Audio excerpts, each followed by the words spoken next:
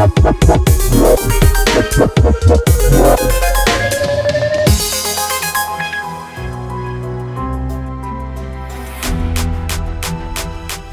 Dunia adalah ajang terbesar dalam dunia sepak bola.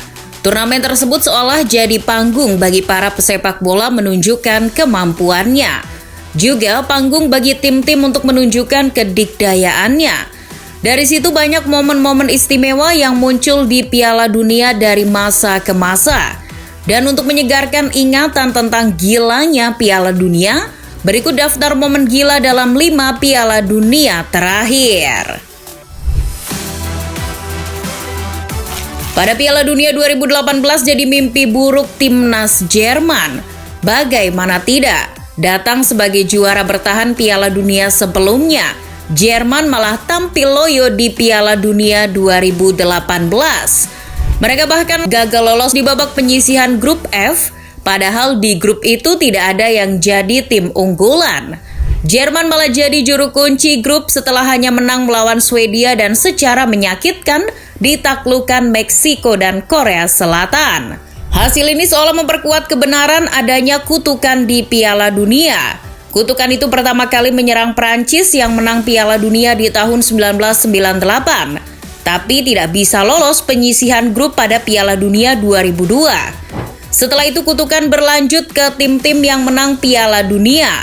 Italia, juara Piala Dunia 2006, gagal lolos penyisihan grup 2010. Spanyol, juara Piala Dunia 2010, gagal lolos penyisihan grup 2014. Tapi mimpi buruk Jerman bukanlah kutukan tersebut. Mimpi buruk mereka di Piala Dunia 2018 adalah melawan Korea Selatan yang saat itu masih dilatih oleh Shin Tae-yong. Pertandingan melawan Korea ini jadi misi penting bagi Jerman. Sebab sebelumnya Jerman sudah kalah melawan Meksiko di laga pembuka grup dan menang tipis kontra Swedia. Dengan hasil itu posisi Jerman tidak aman.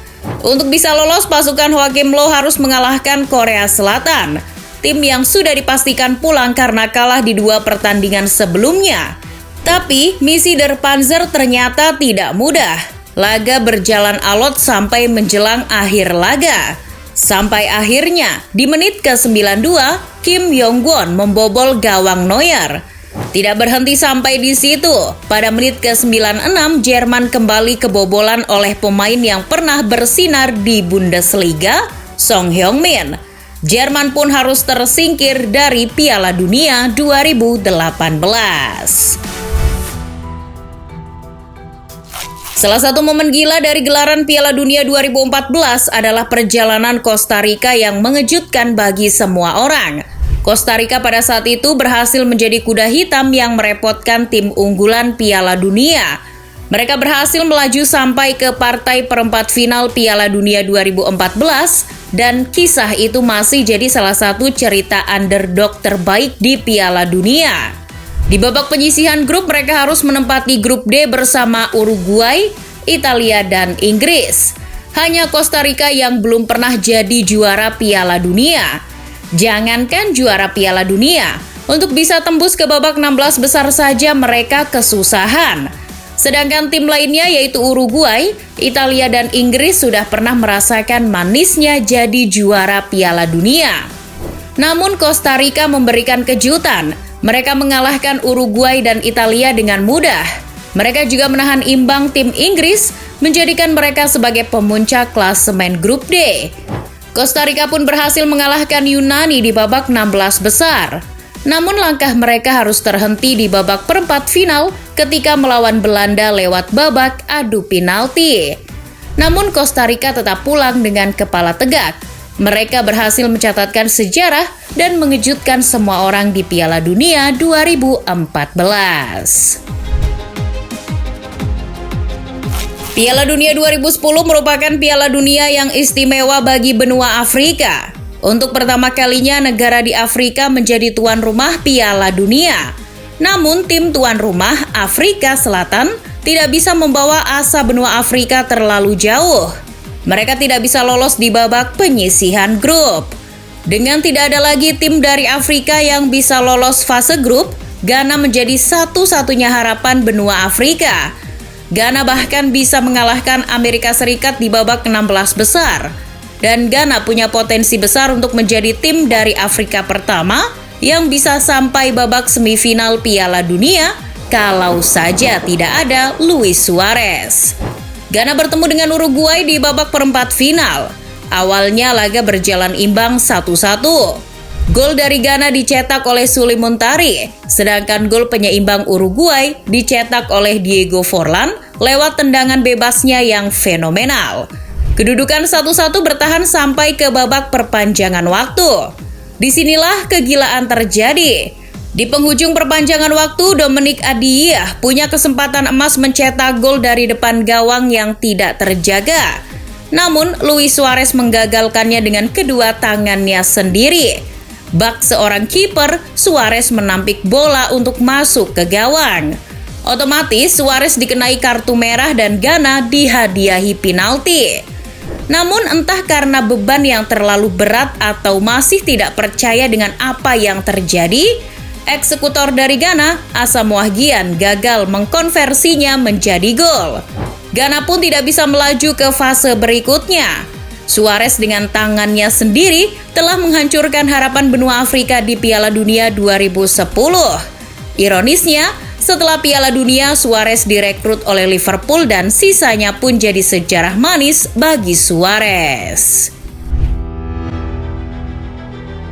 Piala Dunia punya kisah gila yang mungkin paling diingat, yaitu tandukan Zidane ke dada Marco Materazzi di laga final Piala Dunia 2006. Gilanya lagi, itu adalah laga terakhir bagi Zidane sebelum dirinya pensiun. Tapi cerita Zidane di Piala Dunia 2006 sudah banyak diceritakan. Kali ini yang akan dibahas adalah momen lain yang tak kalah gila di Piala Dunia 2006, yaitu Battle of Nuremberg, laga Portugal melawan Belanda.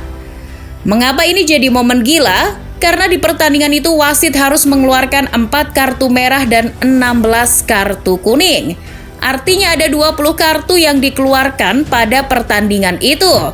Dan mengapa dinamakan Battle of Nuremberg? Karena peperangan itu terjadi di Stadion Frankenstadion yang berlokasi di Nuremberg, Jerman. Battle of Nuremberg dimulai ketika laga baru berjalan 2 menit. Van Bommel menerima kartu kuning atas pelanggaran yang dilakukannya. 5 menit berselang, Khalid Bohlaros ikut mendapat kartu kuning. Kedua pemain itu sama-sama melakukan pelanggaran ke Cristiano Ronaldo. Ronaldo pun harus keluar lapangan karena cedera dengan air mata yang bercucuran. Lalu Maniche dan Costinha bergantian mendapat kartu kuning. Costinha bahkan kembali mendapatkan kartu kuning dan diusir dari lapangan. Kegilaan tersebut baru terjadi di babak pertama. Babak kedua lebih gila lagi.